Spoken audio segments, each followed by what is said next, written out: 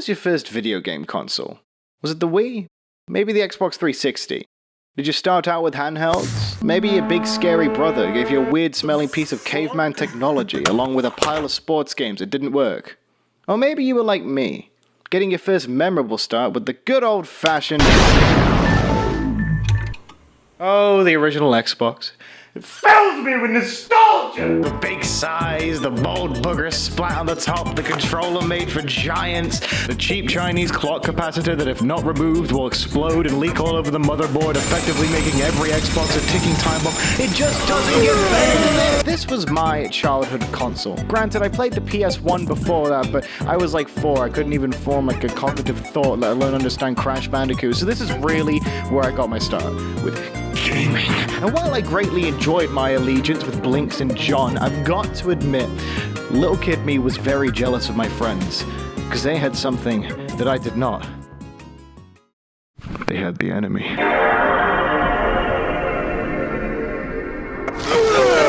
The Sony PlayStation 2, or as I like to call it, yeah, I don't want to play those anyway.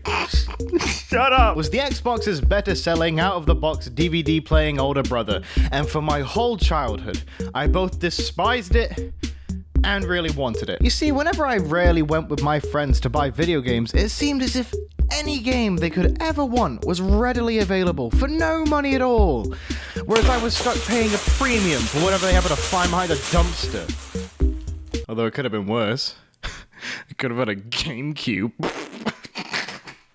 But life went on. I continued to pick my nose, drool on the floor, and play my Xbox. But recently, and by recently I mean in June, I went to my local retro video game shop, which sadly no longer exists, and on the second floor where they had all the really dirty, broken stuff that nobody wanted, there it was. A PS2 for $5.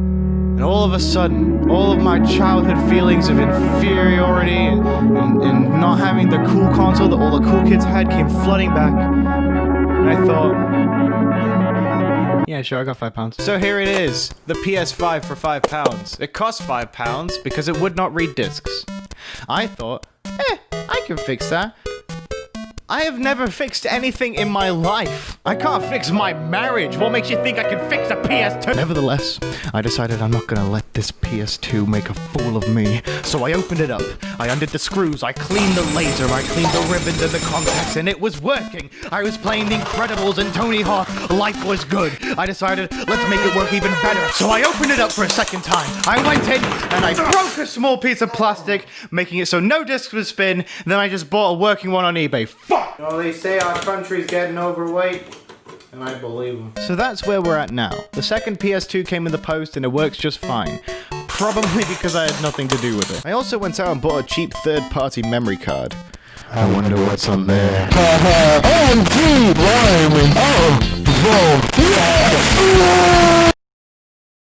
This is all the entertainment I could ever need. But I still have this whole stack of games I've played. PS1 games, PS2 games, whatever the fuck that is. And I'm just gonna go through them, do a bunch of little rapid-fire reviews, because honestly, I have not paid rent in 3 months. I'm not doing anything else. I have nothing but free time. Number 1. If you're one of the 2 living humans that saw my last video, you know I have an affinity for B-tier licensed games, and The Incredibles is no exception. This game is way better than it has any right to be. My favorite part is that the Pixar lamp, when it goes to jump on the eye, the game freezes. Using multiple different playstyles, you make your way through a longer version of the movie across 18 levels. You get to play as Mr. Incredible, Mrs. Incredible, Lil Incredible, Lil Miss Incredible, Gollum, and even though the game is longer and has to extend some scenes to turn them into levels, there are still some parts cut. I was really looking forward to the level where Mr. Incredible and Mrs. Incredible get into a domestic fight, but unfortunately that must have been cut due to budget restrictions. The combat is surprisingly satisfying. Usually in these movie games they tend to fuck that up the most, so it's nice to see them actually make it enjoyable for once. Although if you're a big dumb idiot that dies a lot in video games, like me, I hope you're really ready to hear the 1 or 2 voice lines they managed to convince the original cast to record while harassing them at a public park. I'm the Dash. I'm the Dash. I'm the Dash. I'm the Dash. I'm the Dash. Another negative, at least in my opinion, is that all the major cutscenes are just straight up scenes from the movie they compressed and put on the disc. Like, I know that saves time and money, but come on! Give me god-awful animations like the Godfather game, that's all I want! To be fair, there are some scenes that are animated in-engine, and they're great. But other than that, this is a really fun game. I don't really see any reason to go back to it now unless you're a big fan of the movie or you're a circus freak like me, but you really can't go wrong. There's lots to do, lots of fun to have. There's even a ton of bonuses. I unlocked the behind the scenes. Do you remember when games used to come with behind the scenes movies? That shit was great. The Incredibles video game delivers non-stop excitement along with state-of-the-art graphics. Welcome to the making of The Incredibles, the video game. This game sucks. It's filled with painfully annoying characters that make me want to punch drywall and drink Monster Energy. Even the wacky, zany Disney characters that I normally love to see in anything just don't do anything for me in here. The combat's okay, I guess. The only thing this game really has going for it is the fact that the plot and the characters and the story are so awful that it's actually kind of funny. But eventually, even all the joy is sucked out of that after an hour. And then you realize you got 28 more of them to go. Although I've got to admit, this part of the game's really funny. Okay, 5 out of 5.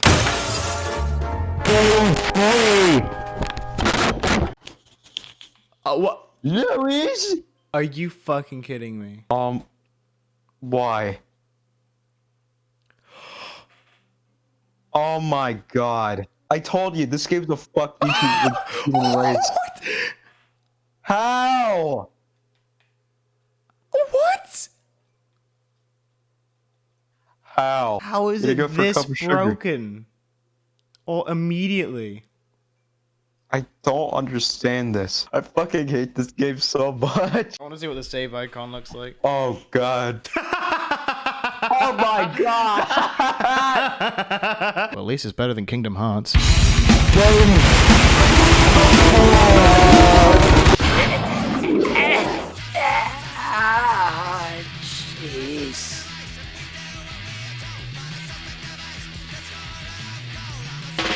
The Tony Hawk series is one of the most— What's your problem, Bacon Bits? Wake up on the wrong side of your mother this morning?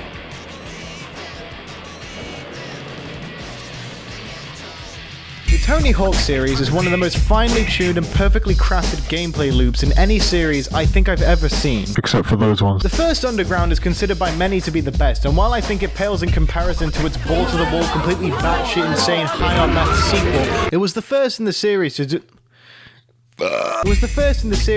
away with the more linear skate parks and open up the maps a bit more, with one interconnected story that brought it all together. Granted, this led to a lot of the maps looking a bit similar and everything kind of having this hue and style of shit, but it doesn't matter because you're having so much fun that who cares what the map looks like. I don't know how they managed to achieve this perfect in-between of looking like real places while also being perfectly fitted for skating around and smashing people in the face. And even though I might prefer the more goal-based missions of the first few games, this one is still nothing to wag your little finger at. This game introduced so many cool ideas, getting off your board to explore your surroundings and get to little areas you couldn't quite get to on your board, having people to talk to and actual friends and other skaters that you meet that gave you your missions, stopping a kidnapping, and of course it introduced the best feature of all, putting your face on the skaters. What the fuck?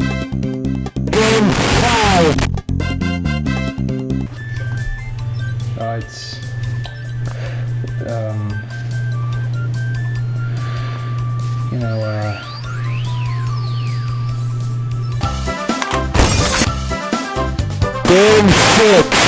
Shrek Treasure Hunt, developed by beloved company The Toad Monkeys, is a complete anomaly. The game runs at a silky smooth 3 frames per second as Shrek runs around the swamp and all other famous locations from the film, trying to find picnic ingredients for Fiona before she makes it to their fabled picnic. To do so, Shrek has to go through many trials and collect many objects, including many mini-games.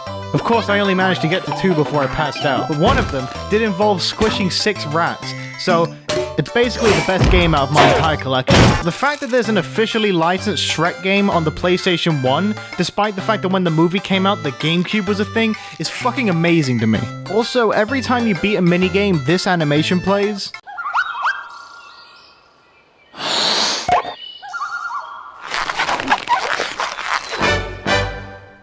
I just want every game to end with that. Every AAA game from now on, can we just end it with that? Last of Us Part 2, like, it would have been so much better. Game 7. Okay, so if I'm being completely honest, I haven't actually played this one yet, because I'm 99% sure it's just Tetris. But I'm going to play it anyway, because it might be funny for the video. Whoa, that's a pretty crazy intro. Wow! Yeah,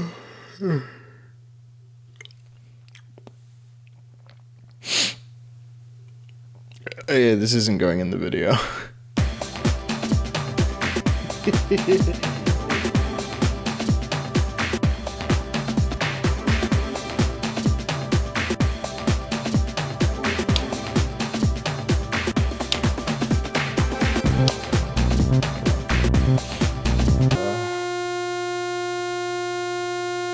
Whoa. Did it fucking crash?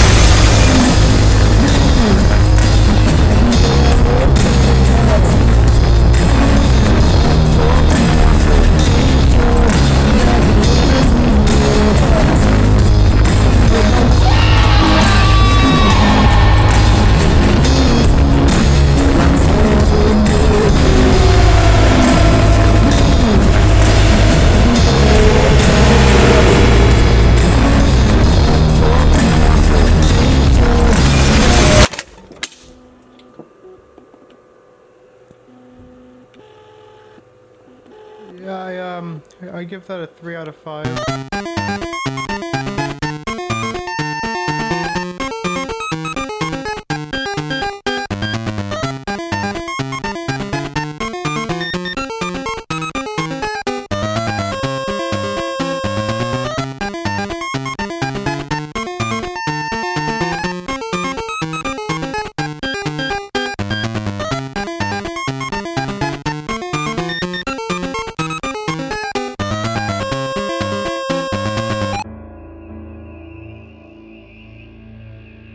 We've all played or at least heard of Minecraft.